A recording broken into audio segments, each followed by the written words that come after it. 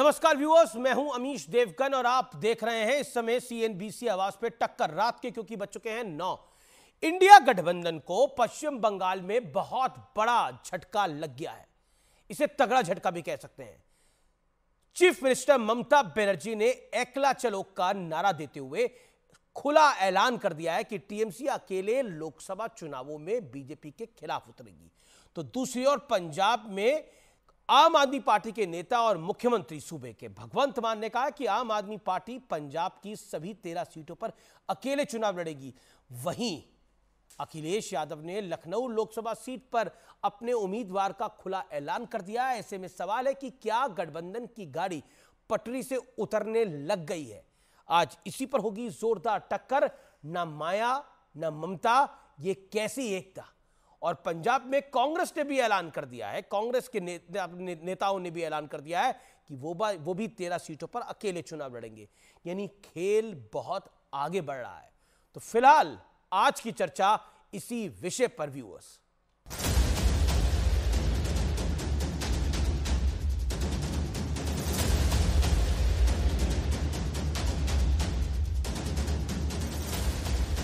बंगाल में राहुल गांधी की भारत जोड़ो यात्रा की एंट्री होने से ठीक एक दिन पहले ममता बनर्जी गठबंधन से एग्जिट हो गईं।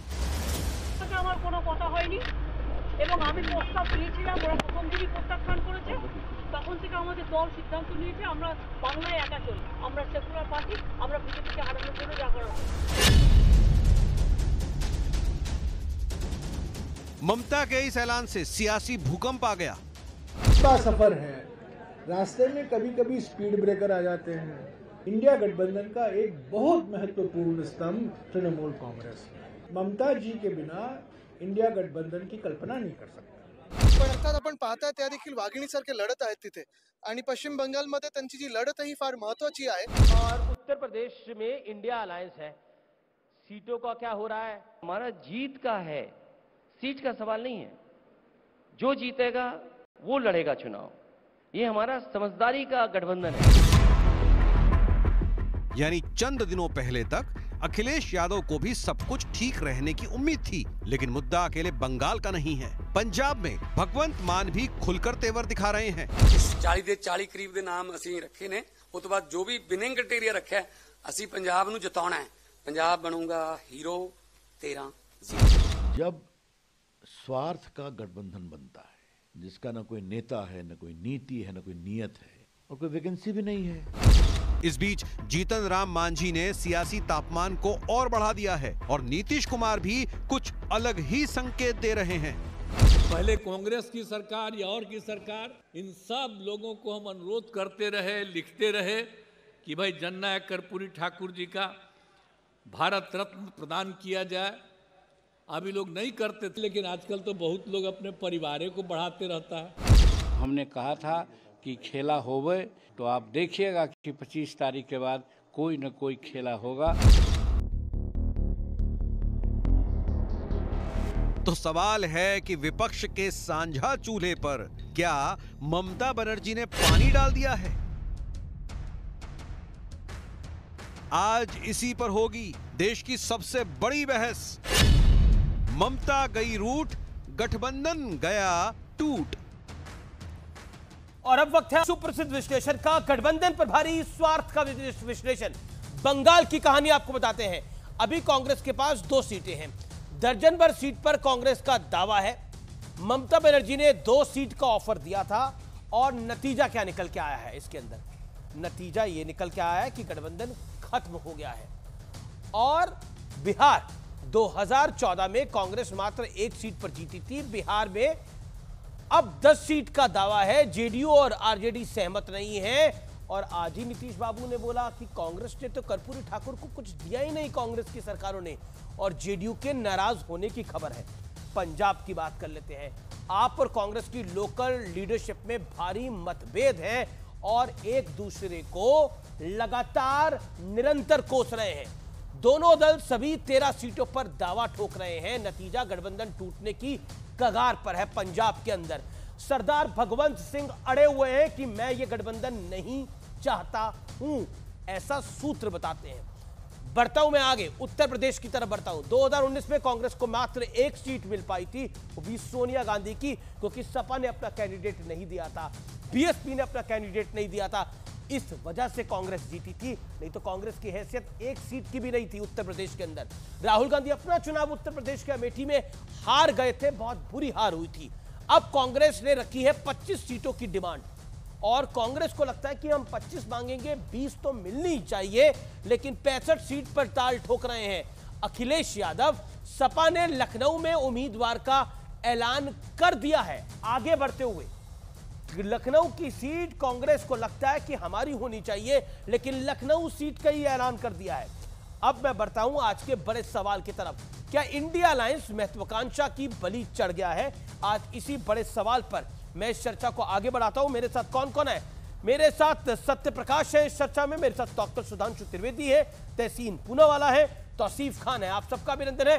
सत्य प्रकाश, क्या आपको लगता है जो ममता बनर्जी का ऐलान है वाकई वो भौचक्का करने वाला है, या फिर आपको लगता है ये तो होना ही था? अमिश देवगन जी, थोड़ा आश्चर्य जरूर है कि ममता बनर्जी जी ने जो आज फैसला किया है और जो मीडिया में खबरें आई हैं और उस पर कांग्रेस के बड़े नेताओं ने भी टिप्पणी की है, जयराम रमेश जी ने भी कहा है कि ये स्थितियां होती हैं और इसको सुलझा लिया जाएगा। लेकिन मेरा मानना है कि जिस तरह की देर हुई है और असमंजस की स्थिति में अगर सीट शेयरिंग तेजी से ना हो तो गठबंधन में खटपट की स्थिति सामने आती है। और 28 पार्टियों का गठबंधन है और कुछ ऐसी मांगे जो बहुत अव्यवहारिक हो जाएं तो उन मांगों पर भी असहमति रहती है। इंडिया गठबंधन को नीतीश कुमार जी ने बनाया, ममता बनर्जी से खुद वो मिलने गए थे पश्चिम बंगाल और वो तैयार हुई कि आप पटना में बैठक रखिए, सभी पार्टियां आईं। सीट शेयरिंग के लिए भी जो आखिरी बैठक हुई कि जल्दी कर ली जाए, तो ये जो शब्द है जल्दी की जाए, क्योंकि पहले देर हो चुकी थी और उस देरी में इस तरह की स्थितियां, नई स्थितियां उत्पन्न हुई हैं। उम्मीद की जा सकती है कि इन स्थितियों का निपटारा कांग्रेस खुद पहल करके करे, और अगर नहीं करती है तो कल जो नई परिस्थितियां पैदा होंगी वो भी देखनी पड़ेगी कि किन नई परिस्थितियों में क्या हो सकती है। क्योंकि जीतन राम मांझी कह रहे हैं जीतन राम मांझी कह रहे हैं कि आप देखिएगा 25 तारीख के बाद खेला होगा। लेकिन एक बहुत बड़ी खबर आ रही है, बहुत बड़ी खबर आ रही है, मैं उस खबर की तरफ रुख कर लेता हूं। कांग्रेस सांसद रवनीत बिट्टू का बयान आ गया है।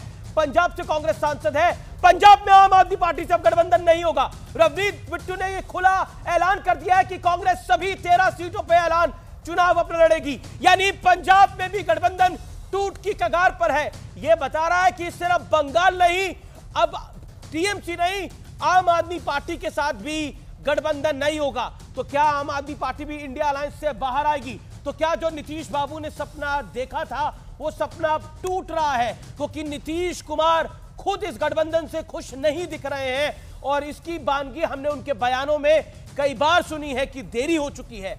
आज भी कर्पूरी ठाकुर की जयंती में उन्होंने बोला कि कर्पूरी ठाकुर को सम्मान जो कांग्रेस की सरकारों ने नहीं दिया वो नरेंद्र मोदी ने दिया, और तारीफ करी नरेंद्र मोदी की। क्या आपको लगता है कि गठबंधन में बहुत से तार थे जो उलझे पड़े थे, लेकिन अब सामने शॉर्ट सर्किट होता हुआ दिख रहा है, आग लगती हुई दिख रही है? देखिए, नीतीश कुमार ने जी ने जिन मकसद के साथ और जितनी खूबसूरती से इस गठबंधन को पिरोया था उसमें थोड़ी सी गटगट तो हो रही है, लेकिन मैं अभी उम्मीद करता हूं कि वो चीजें ठीक होंगी। रही बात कर्पूरी ठाकुर जी की, तो ये बिहार के लिए नहीं, देश के लिए और सामाजिक न्याय के लिए आज हर्ष का विषय है कि उनके शताब्दी जन्म जयंती पर जो है समारोह में उनको भारत रत्न उसकी पूर्व संध्या पे घोषित किया गया। और ये बात सही है, उनकी राजनीति सामाजिक न्याय में कांग्रेस विरोध से शुरू हुई थी और कांग्रेस की सरकारों ने उनको अनदेखा किया। एक ऐसे महान स्वतंत्रता सेनानी को जो 52 से इस देश में लगातार राजनीति में सक्रिय रहे और हाशिए पे पड़े समाज को सामने मुख्य धारा में लाकर जोड़ा, तो इस बात के लिए नीतीश जी ने भी बधाई दी और पूरे बिहार की तरफ से बधाई, और सामाजिक न्याय के सिद्धांत की तरफ से उनके मानने वालों की तरफ से एक बहुत बड़ी बधाई है और शुभकामना है कि बिहार के महानायक जननायक कर्पूरी ठाकुर जी को सम्मानित किया गया भारत रत्न। लेकिन आम आदमी पार्टी के खिलाफ प्रचार करेगी कांग्रेस पार्टी। कांग्रेस सांसद का ये जो बयान आया है और अब मैं बिहार की स्पेसिफिकली बात करूं तो नीतीश जी ने तो बोला कि लोग अपने परिवारों को आगे बढ़ाते हैं। जोड़ना चाहता हूं अमिश देवगन जी, नीतीश बाबू ने तो आज बोला कि लोग अपने परिवारों को आगे बढ़ाना चाहते हैं, तो एक तीर से दो निशाने लगाए हैं। बिल्कुल नीतीश कुमार जी के इस पे समझिए बहुत गंभीर अर्थ छिपा हुआ है। इसका इतिहास रहा है कि पुरस्कारों को लेकर के जिस तरह से भी परिवार रहा है, तो आप समझ लीजिए कि वो नीतीश कुमार जी ने जब कहा है तो बहुत गंभीर अर्थ है इसका।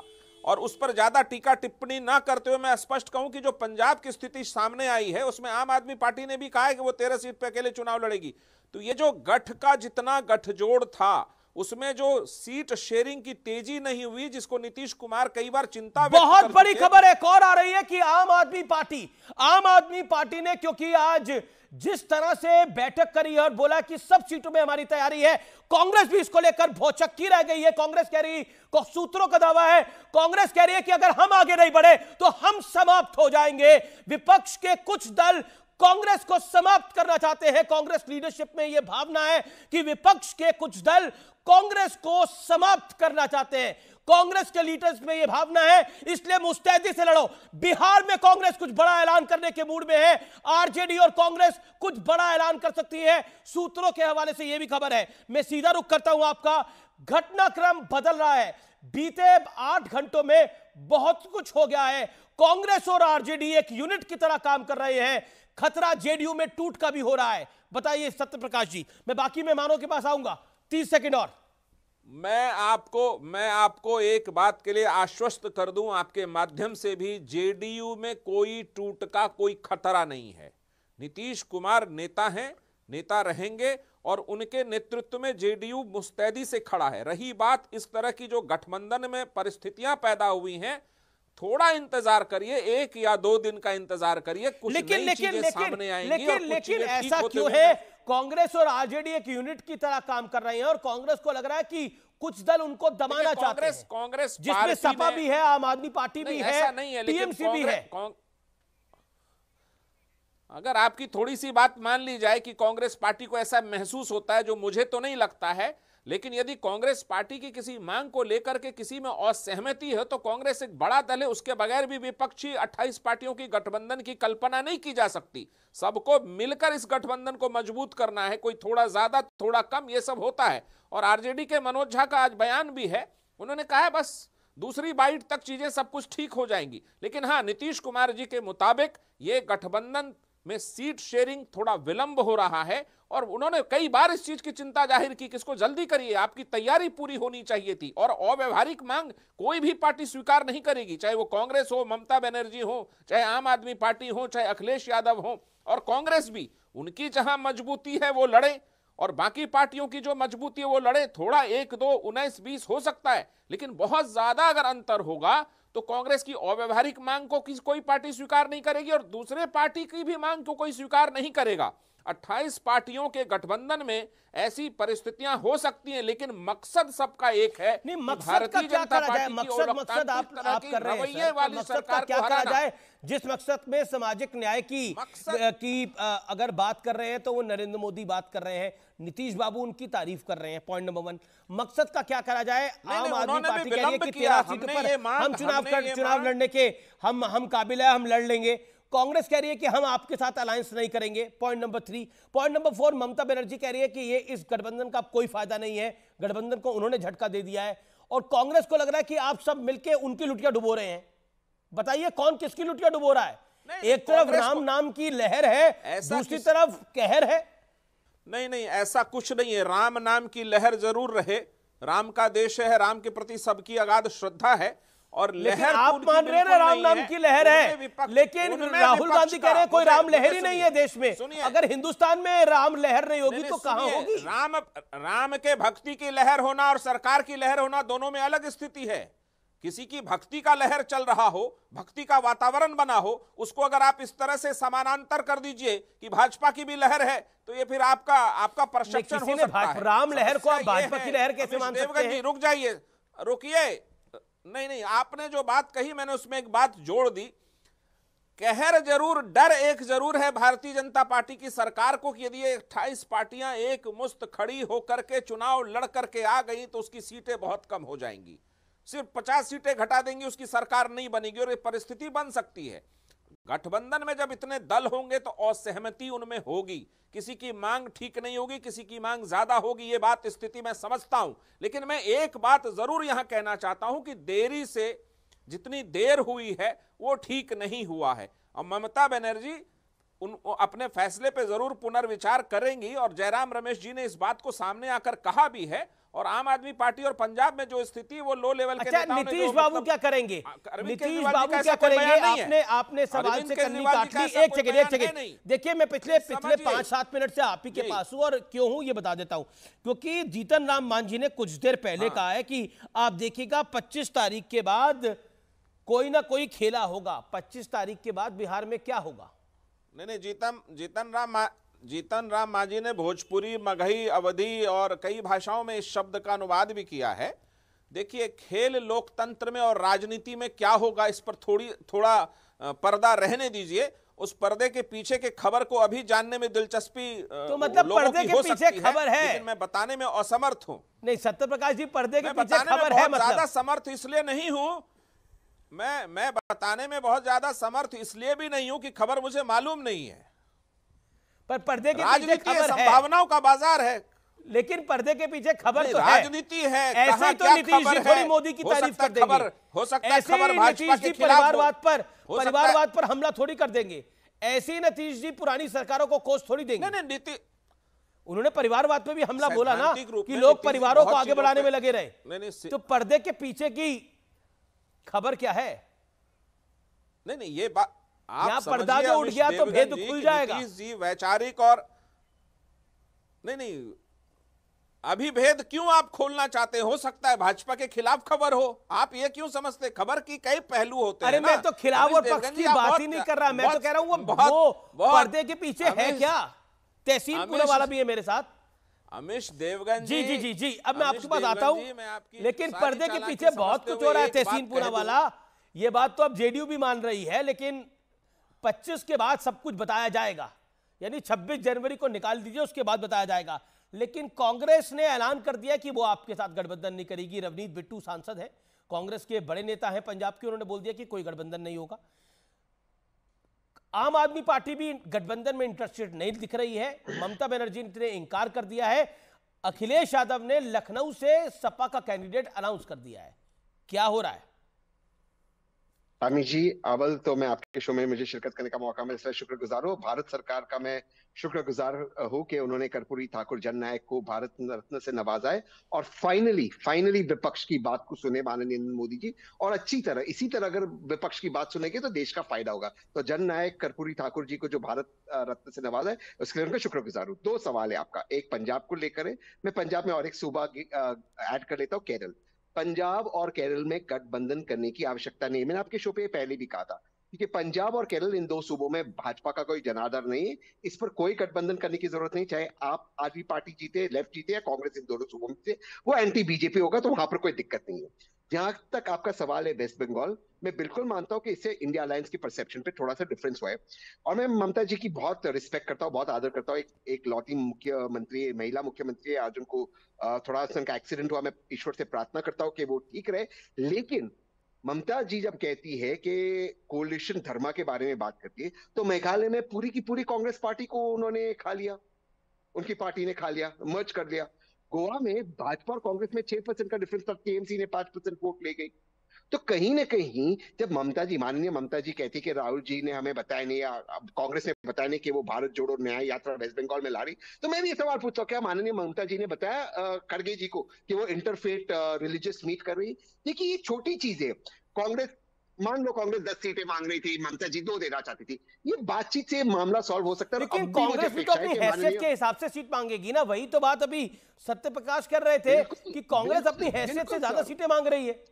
बिल्कुल सर, लेकिन सर ये तो बातचीत का मामला है, इसमें कोई गलत बात नहीं। देखिए आप सर, क्या होता है कि कांग्रेस मांग रही है, ममता जी, ये डेमोक्रेटिक प्रोसेस है। अब देखिए माननीय सुधांशु जी बैठे, मेंबर ऑफ पार्लियामेंट, उनका बहुत आदर करता हूं, लेकिन आप सोचिए सारे भाजपा वाले आज बहुत खुश है, देखिए ये हो गया वेस्ट बंगाल में। एनडीए में किसकी हैसियत है माननीय प्रधानमंत्री जी को कुछ बोलने के लिए? अजीत पवार बोल सकते हैं हमें इतनी सीट चाहिए? छगन भुजबल जी बोल सकते हैं हम एंटी सीजेएम की फाइल तो ये तो पॉइंट ऑफ अथॉरिटी है ना एनडीए के अंदर बीजेपी का। बीजेपी का पॉइंट ऑफ अथॉरिटी है, उनकी अंडरस्टैंडिंग है अपने गठबंधन के साथ। इसमें नहीं, ये पॉइंट ऑफ अंडरस्टैंडिंग हो गया ना ये। नहीं सर, ओके ओके ओके, अब सुधांशु के बाद, सुधांशु आज काफी लेट हो गए, लेकिन मैं उनका रुख करता हूँ। सुधांशु जी, मैं आता हूँ आपके पास। छगन भुजबल जी आएंगे सीट मांगने, फाइल प्रकट हो जाएगी। ये फाइल जो कोर्ट में बंद हो घूम गई थी और ईडी का केस बंद हो गया, वो चमत्कार से फाइल प्रकट हो जाएगी। नहीं ठीक है, you made your point. Tauseef you made your, sorry माफ करिए Tehseen, you made your point. मेरे साथ सुधांशु त्रिवेदी हैं। सुधांशु त्रिवेदी, ममता बनर्जी गठबंधन में से बाहर जा रही हैं। अभी कुछ देर पहले पंजाब में कांग्रेस के सांसद रवनीत बिट्टू ने कह दिया है कि कांग्रेस पार्टी 13 की 13 सीटों पे अलग से चुनाव लड़ेगी। यानी आप और कांग्रेस का गठबंधन भी लगभग टूटने की कगार पे पहुंच गया है। और दूसरी तरफ तहसीन पूनावाला कह रहे हैं कि बीजेपी में किसकी हैसियत है ये कहने की, बीजेपी के गठबंधन में, एनडीए में। देखिए अमित जी, पहले मैं क्षमा चाहता हूं, आज मुझे ज्वाइन करने में ज़्यादा देर हो गई, परंतु मैं तहसीन भाई से कहना चाहता हूं, अभी मैंने जो सुना ज्वाइन करने से पहले, तहसीन भाई ये कह रहे थे विपक्ष की मांग कर्पूरी ठाकुर जी को भारत रत्न देकर पूरी की। तहसीन भाई आप युवा हैं, आपको नहीं याद होगा, हम लोग भी बहुत बच्चे थे पर याद है, कर्पूरी ठाकुर जी कांग्रेस को हराकर चीफ मिनिस्टर बने थे और कांग्रेस उनके धुर विरोध में थी।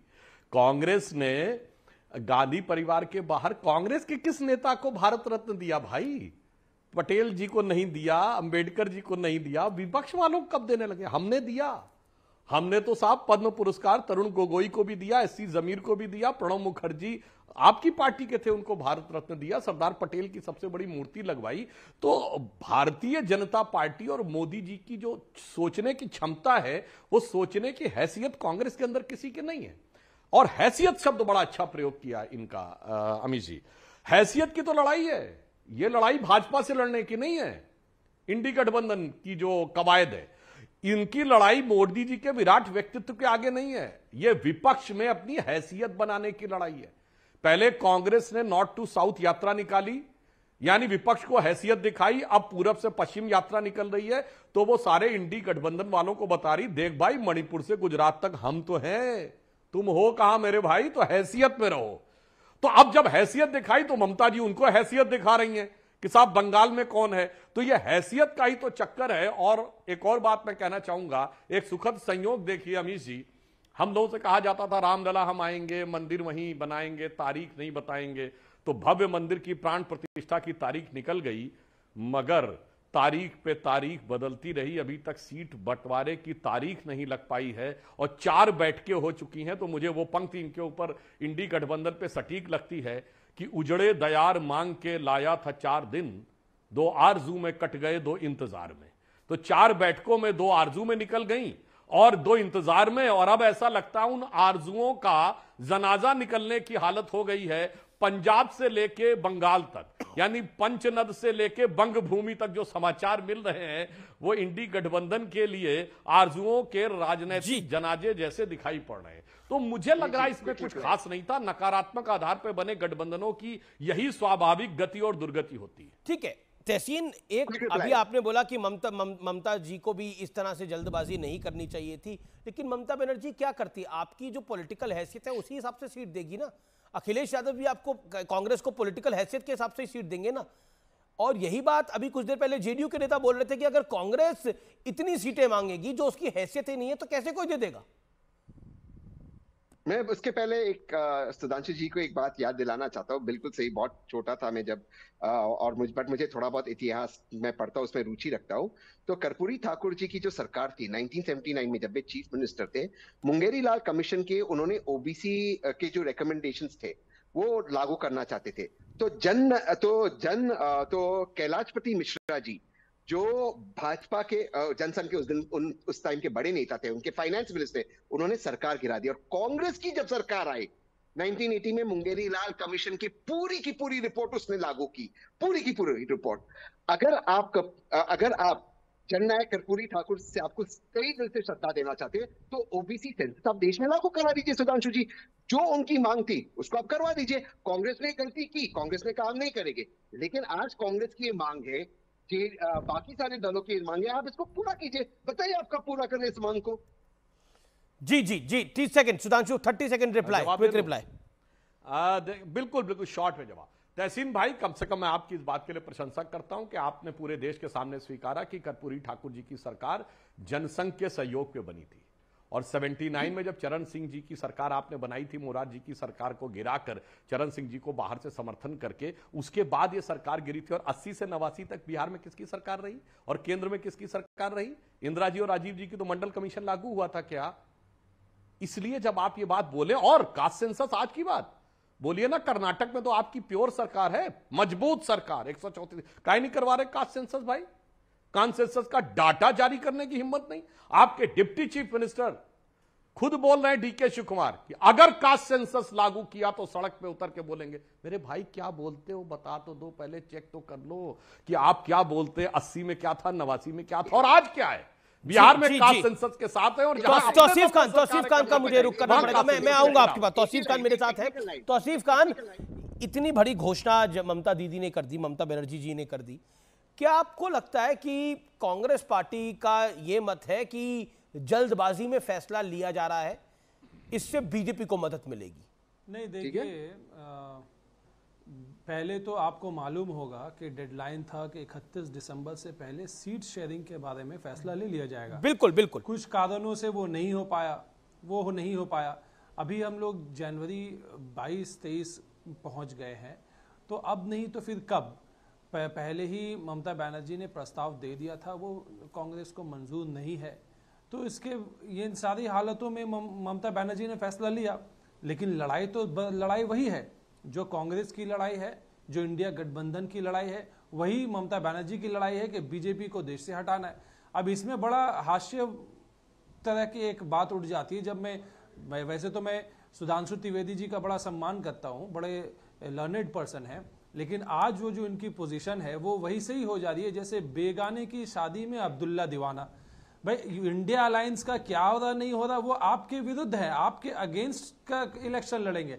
बीजेपी के खेमे में क्या हो रहा है, लेकिन सुधांशु ने अभी तक मतलब इंडिया अलायंस के ऊपर कौन स्वाभाविक है कि सुधांशु एक टिप्पणी करेंगे, लेकिन उन्होंने कुछ अनुचित बात नहीं बोली है। लेकिन मैं आपसे पूछना चाहता हूं ये, क्योंकि लगातार लोकल लीडरशिप बंगाल की ममता बनर्जी को टारगेट कर रही थी, और सेंट्रल लीडरशिप में भी कांग्रेस पार्टी के बड़े नेता प्रतिपक्ष अधीर रंजन चौधरी कह रहे थे कि तानाशाही है बंगाल के अंदर गुंडा राज है, इस तरह के शब्दों से नवाजा जा रहा था।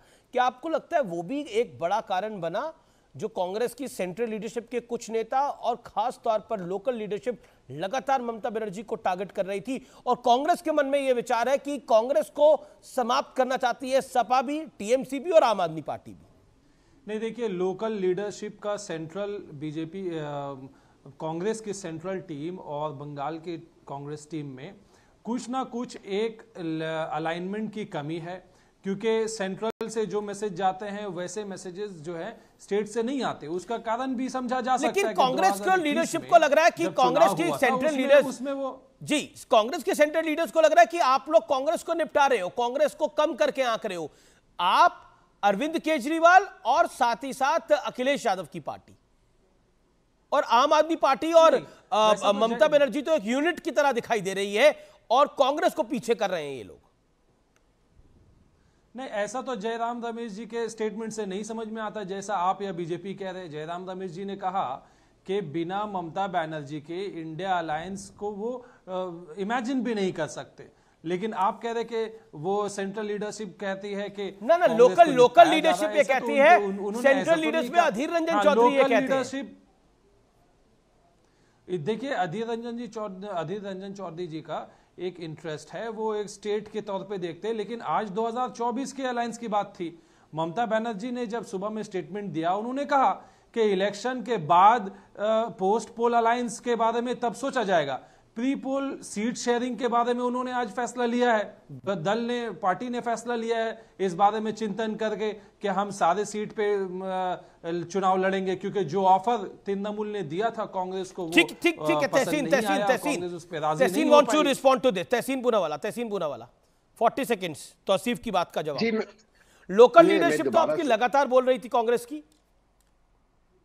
जी ठीक है, वो लोकल लीडर्स जो है वे भी बड़े नेता है, वो तो बोल रहे टीएमसी के कुछ नेताओं ने कांग्रेस को अटैक किया, कांग्रेस के नेता, ये लोकल पॉलिटिक्स तो चलती रहती है। अमित जी आप जानते हो अभी जिस नेता के लिए जो सस्पेंड हो गए, टीएमसी की एमपी जो सस्पेंड हो गए, मैं उन मोहतरमा का नाम नहीं लेना चाहता हूं, पर जो सस्पेंड हो गए, में कांग्रेस का जो भी है, उन्होंने तो कांग्रेस का नुकसान किया, फिर भी कांग्रेस उनके साथ खड़ी थी ना पार्लियामेंट के अंदर। सोनिया जी खुद खड़ी थी उनके साथ पार्लियामेंट के अंदर जब वो सस्पेंड हुई। कांग्रेस में गोवा टीएमसी की इंचार्ज कौन थी गोवा के अंदर?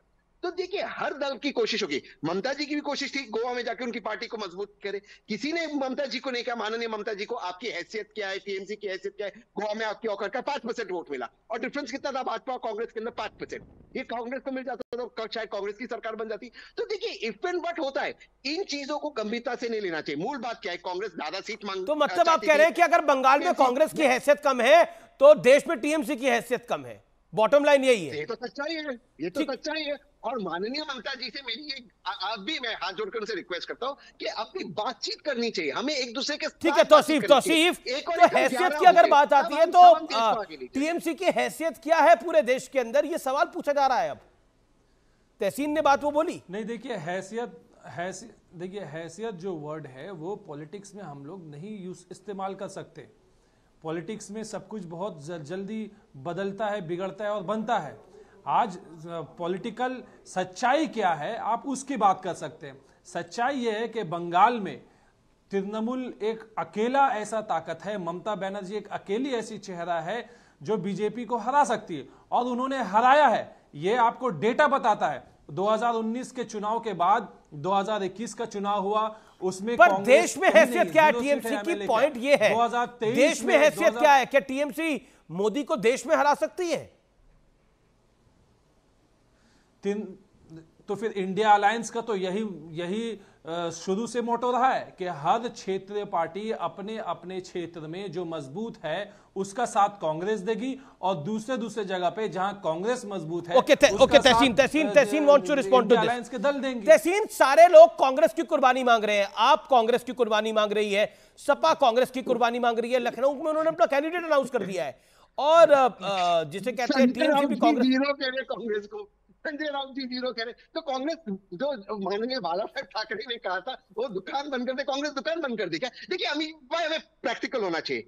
देश में 2 नेशनल पार्टीज है, प्रैक्टिकल बात करते हैं। जब हम भाजपा की बात करते हैं, जब भाजपा 2 सीटों पे सिमट गई थी तब भी उनका वोट शेयर वो सबसे बड़ी पार्टी थी देश के अंदर। ये सच्चाई है देश की। भले आंध्र प्रदेश की जो पार्टी थी टीवी। अच्छा तहसीन, आपको क्यों लग रहा है कि आपकी दुकान कांग्रेस को बंद कर सकते? कांग्रेस को क्यों लग रहा है कि उसकी दुकान बंद करना चाहते हैं ये सब लोग?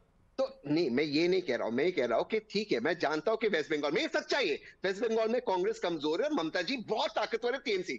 लेकिन ये तो नहीं हो सकता नेगोशिएशन बंद कर दे। कांग्रेस 10 सीट मांग रही है, 2 सीट देना चाहती, कहीं ना कहीं इसमें कॉम्प्रोमाइज होना, कहीं ना कहीं तो कॉम्प्रोमाइज करना पड़ेगा। लेकिन कांग्रेस की दुकान बंद करना चाहता है क्या विपक्ष का एक धड़ा? ये अब पॉइंट हो रहा है। लेकिन मैजिक वॉल पे हमें चलना होगा। इस समय की बहुत बड़ी खबर है, अधीर रंजन चौधरी का एक बहुत बड़ा बयान है कि हमारा फोकस ही नहीं है गठबंधन के ऊपर। गठबंधन के ऊपर मुझे कुछ अब नहीं कहना, हमारा ध्यान सिर्फ राहुल गांधी की इस समय यात्रा पर है। बंगाल में सफल होगी यात्रा, और बंगाल में बहुत सफल होगी यात्रा।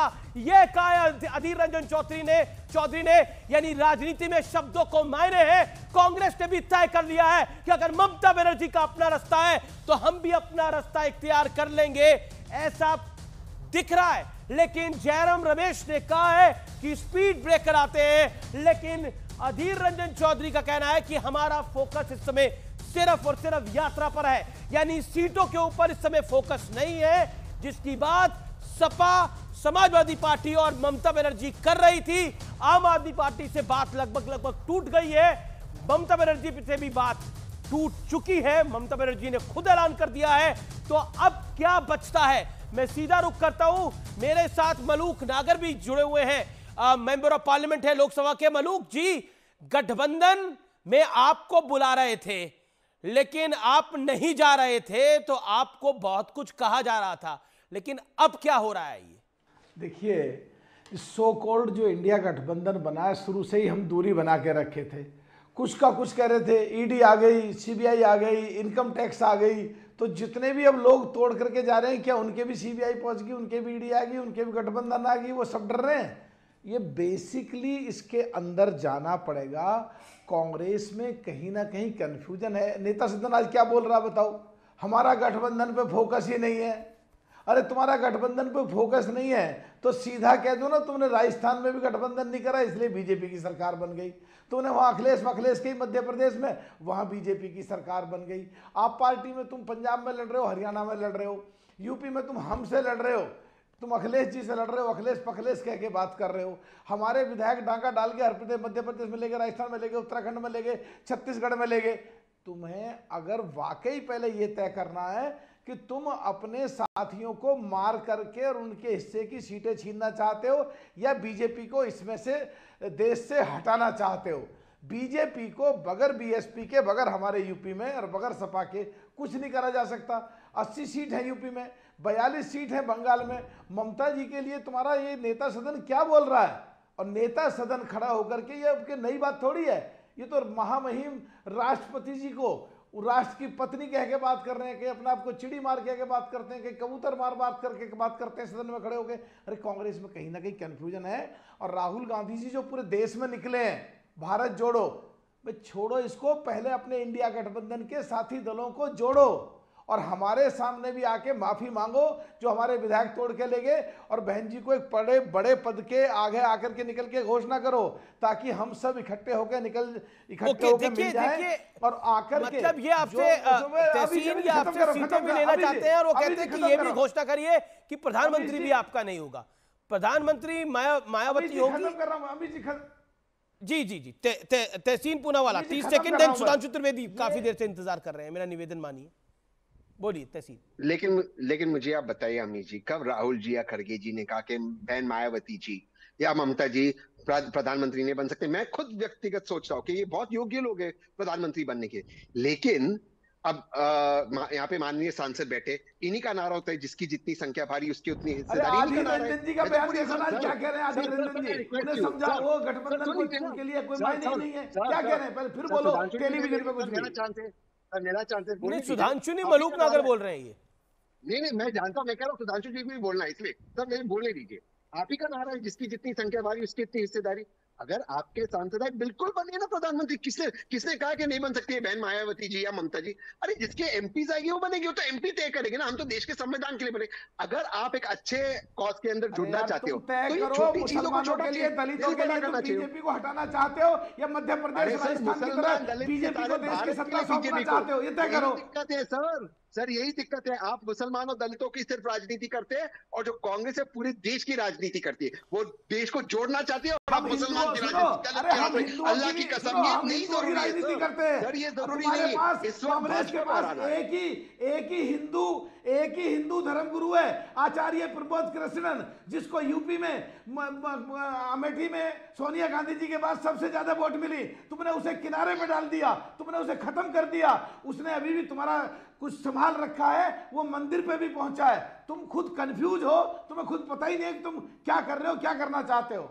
देखिए पूरे देश के अंदर मंगल गान हो रहा है। सुधांशु त्रिवेदी, मंगल गान हो रहा है। मैं आज एक गीत सुन रहा था, उसकी 2 लाइनें हैं कि दिए जलाओ मंगल गाओ, हमारे राम आए हैं, राजा राम आए हैं। पूरे देश में इस समय मंगल गान हो रहा है, लेकिन विपक्ष में तो अमंगल ही अमंगल हो रहा है। देखिए हम तो उस पर विश्वास करते हैं, मंगल भवन अमंगल हारी द्रवौ सुदशरथ अजर बिहारी। मगर जो दीपक जले तो सबको तो उसमें भगवान नजर आए। मगर एक पुराना गीत था ना अमित जी, कहीं दीप जले कहीं दिल, जरा देख ले आके परवाने तेरी कौन सी है मंजिल। तो इंडी गठबंधन अपनी मंजिल ही नहीं समझ पा रहा है। और मंजिल जानते क्या है? ये जब मंजिलों की जुस्तजू में चले तो पहले बसपा अलग हुई, अब तृणमूल कांग्रेस ने झटका दिया, आज आम आदमी पार्टी ने झटका दिया। तो मुझे तो इनकी सफर की जुस्तजू ऐसी नजर आ रही है कि देखी जमाने की यारी, बिछड़े सभी बारी बारी। और क्यों है? देखिए अभी तहसीन ने एक बात कही, जिसकी जितनी संख्या भारी उसकी उतनी हिस्सेदारी। बस इसी में सारा क्रक्स है। एक्चुअली में ये नारा दिया था काशीराम जी ने समाज के संदर्भ में, यानी समाज में प्रतिनिधित्व जिन लोगों को नहीं मिल पाया उन्हें वास्तविक प्रतिनिधित्व मिले। इन्होंने कह दिया सरकार के संदर्भ में, दलों के संदर्भ में, मतलब सत्ता को कैप्चर करने, वो तो खैर ख्वाबों ख्यालों में ही होनी है, उसके बाद अपनी अपनी हिस्सेदारी लेनी है उसमें।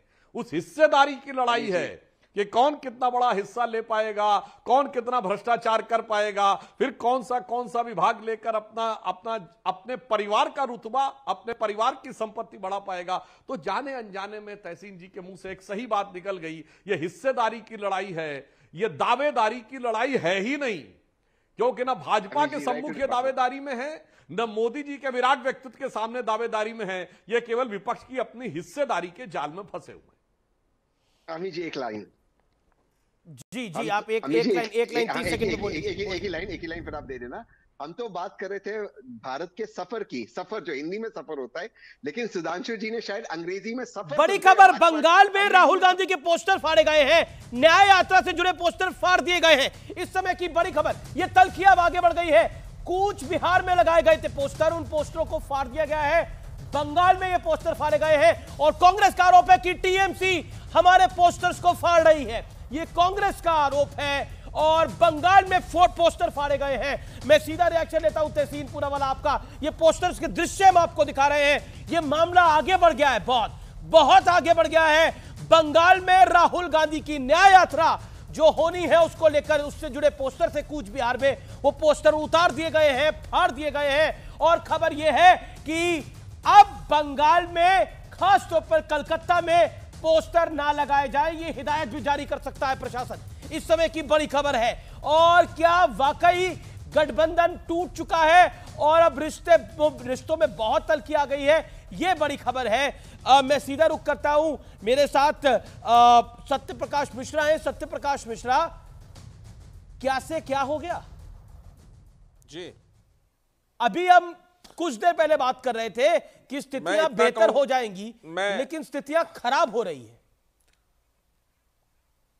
नहीं, ठीक है, आप जो कह रहे हैं कहीं पोस्टर फाड़ा गया है। मैं सुधांशु जी की उस बात पर कहना चाहता हूं कि सुधांशु जी, आप विपक्ष की गठबंधन को इतने हेय दृष्टि से देखकर इतनी तीखी टीका टिप्पणी कर रहे हैं। कभी अटल बिहारी वाजपेयी जी ने गठबंधन की राजनीति शुरू करी और चुनाव के पूर्व गए लक्ष्मी पार्वती के साथ और चुनाव के बाद मिले चंद्रबाबू नायडू के साथ। आपको याद होगा शायद ये बातें। हम मानते हैं कि आपके दीद के कहां हैं काबिल हम, तो आपने हमारा इंतजार देखा है, हौसला भी देखेंगे। गठबंधन की राजनीति में सहमति, हिस्सेदारी आपका थोड़ी, आप अभी तो आपका भी पक्ष पता नहीं है कि आप किस तरफ चले जाएंगे, क्योंकि जिस तरह से नीतीश जी कह रहे हैं, हमारा पक्ष बहुत स्पष्ट है, बहुत साफ पक्ष है हमारा। कांग्रेस पे सवाल है, मोदी की तारीफ है, बहुत कुछ होता हुआ दिख रहा है, बहुत कुछ होता हुआ दिख रहा है, आप भी जान रहे हैं। लेकिन आप मर्यादा से बंधे हुए हैं और मैं आपकी मर्यादा का सम्मान करता हूं और मैं कभी उसमें हस्तक्षेप नहीं करूंगा। लेकिन हम सबको पता है कि पर्दे के पीछे कुछ चल रहा है, पर्दा जब उठेगा तो सबको पता लग जाएगा। नहीं, मैं आपको एक बात बताऊं अमिश भाई, की पर्दे में भाजपा की भी बहुत सारी खबरें हैं कि वो किस करवट क्या कर रही है, कौन सी साजिश में जो भी होगा पता लग जाएगा। बहुत सारे मैंने तो बोला ही नहीं कि खबर क्या है, मैंने बोला पर्दे के पीछे जो होगा वो अपने आप 26 जनवरी के बाद बाहर आने ही वाला है। भावनाओं की राजनीति होती है, बहुत सारे पर्दे होते हैं, लेकिन उन पर्दों पर कोई दाग ना लगे इसकी जिम्मेदारी हम जरूर ले सकते हैं, और पर्दे पर कोई दाग नहीं लगेगा, इस स्पष्ट है। सूत्रों के हवाले से एक और खबर है, राम मंदिर पर जब धन्यवाद प्रस्ताव प्रधानमंत्री को दिया जा रहा था, जब मंत्रीगण वहां मौजूद थे तो मंत्री भी भावुक हो गए और प्रधानमंत्री तो भावुक हो गए। और मैंने वो पल देखा है क्योंकि मैं राम मंदिर की प्राण प्रतिष्ठा में मौजूद था, बतौर मेरा यह सौभाग्य था कि मुझे आमंत्रित किया गया था। और मैंने देखा है कि जब प्रधानमंत्री ने बोला हमारे राम आ गए, तब भी गला उनका रुआ था और वो भावुक थे, वो पल भावुक करने वाले थे। और सिर्फ प्रधानमंत्री मोदी नहीं, मैंने वहां पर रविशंकर प्रसाद को भावुक होते हुए देखा, साध्वी रिदम्बरा को भावुक होते हुए देखा, उमा भारती को भावुक होते हुए देखा, मनोज जोशी एक्टर को भावुक होते हुए देखा, अनुपम खेर तो जर्जर रो रहे थे, मधुर भंडारकर रो रहे थे। मैंने बड़े बड़े उद्योगपतियों को वहां रोते हुए देखा है और वो सब खुशी के अनुराग थे। सुधांशु त्रिवेदी, वो पल भी भावुक था, लेकिन अब ऐसा लग रहा है कि वो तो खुशी के आंसू थे, लेकिन विपक्ष तो परेशानी के आंसू देख रहा है, मतलब कोट अनकोट, इसको अन्यथा ना लिया जाए। सुधांशु, देखिए, इस समय पूरा देश भगवान श्री राम के प्रति भक्ति भाव के कारण भावुक हो रहा है, और वहीं विपक्ष के दल मोदी जी के प्रति बैर भाव के कारण एकजुट होने का नाटक करते हुए बिखरते हुए दिखाई पड़ रहे हैं। सत्यप्रकाश जी ने कहा पर्दा, बिल्कुल सही बात है। बिहार में भी बहुत सारी बातें चर्चा में है कि पर्दा जो उठ गया तो भेद खुल जाएगा, जाने क्या होगा। परंतु मैं कहना चाहूंगा देश की जनता इस विषय को समझती है, जिसे तुलसीदास जी ने मीराबाई जी को एक सलाह के रूप में लिखा था। जब ये मैं गठबंधन वाले लोगों के लिए सलाह के लिए कहना चाहता हूं, जब उन्होंने पूछा कि मेरी राज सत्ता, मेरा परिवार, मेरा राज परिवार मेरे विरुद्ध है, मैं क्या निर्णय लूं, तो तुलसीदास जी ने लिखा था, जाके प्रिय न राम वैदेही तजिए ताहि कोटि बैरी सम यद्यपि परम स्नेही। यानी राम और सीता जिसको प्रिय ना हो, राम और वैदेही जिसको प्रिय ना हो, कितना भी प्रिय लगता हो उसे कोटि बैरी मानकर त्याग देना चाहिए। मेरे भाई 414 पे खड़े थे जब राम से विमुख हुए, आज 42 पे आ गए और उत्तर प्रदेश में 1 पे आ गए, और हम 2 पे खड़े थे, 303 पे खड़े हो गए। मैं इसको मान रहा हूं देश की जनता जनार्दन ने राम जी के प्रति जो आस्था थी उसके आधार के ऊपर निर्णय लिया। हमने कुछ नहीं किया। राम सदैव जनता की भावना के प्रतीक है। महात्मा गांधी भी राम राज्य की बात कहते थे। जो आप राम से विमुख हुए तो कहा जाता राम विमुख असहाल तुम्हारा, रहा न को कुल तारनहारा। जी, टक्कर में रुकेंगे एक अंतराल के लिए, लेकिन अंतराल के उस पार टक्कर का बुधवार एडिशन जारी है ब्रेक के बाद भी। व्यूअर्स आप देख रहे हैं CNBC आवाज पे टक्कर का आज का एडिशन, और अब बात सत्य और तथ्य की, जिसमें मैं आपको फ्लैशबैक में लेकर जाऊंगा और 1990 के दशक का इतिहास बताऊंगा, जब देश आरक्षण बनाम आस्था की 2 धुरियों में बट गया था। 1988 में राजीव गांधी की सरकार बदल गई थी और राम मंदिर के मुद्दे को बीजेपी ने अपने लिए जीवन मरण का विषय बना लिया था। राजीव गांधी के बाद प्रधानमंत्री बने VP सिंह राम मंदिर के मुद्दे को ठंडे बस्ते में डालना चाहते थे, और इसी स्ट्रैटेजी के तहत VP सिंह ने 1990 में मंडल कमीशन की पुरानी फाइल खोल डाली और देश का पूरा सियासी माहौल ही बदल डाला। यह तो इतिहास की बात थी, लेकिन अब मैं आपको आज में लेके आता हूं, वर्तमान में लेके आता हूं, क्योंकि ऐसा लग रहा है कि 2024 में मंडल कमंडन पार्ट 2 वाला दौर शुरू हो गया है। लेकिन मजेदार बात यह है कि इस बार चाल भी बदली है, हाल भी बदला हुआ है और सियासत का माहौल भी बदल चुका है, क्योंकि इस बार मंडल और कमंडल दोनों एक ही पार्टी के हाथ में है और वो भारतीय जनता पार्टी दिख रही है। पहले अयोध्या में रामलला की प्राण प्रतिष्ठा बाजे गाजे के साथ हुई।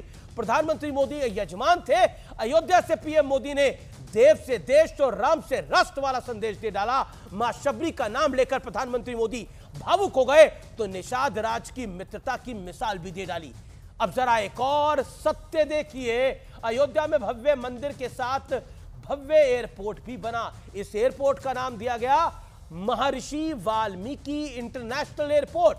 यह सिर्फ एक नाम ही नहीं है, इसमें सबका साथ सबका विकास का लाउड एंड क्लियर मैसेज छुपा है। लेकिन बीजेपी के एक हाथ में कमंडल है तो दूसरी तरफ मंडल भी है। सामाजिक न्याय की अलख जगाने वाले जननायक कर्पूरी ठाकुर को मोदी सरकार ने मरणोपरांत भारत रत्न देने का फैसला किया। कर्पूरी ठाकुर समाज के दबे पिछड़े वर्गों के बहुत बड़े मसीहा थे।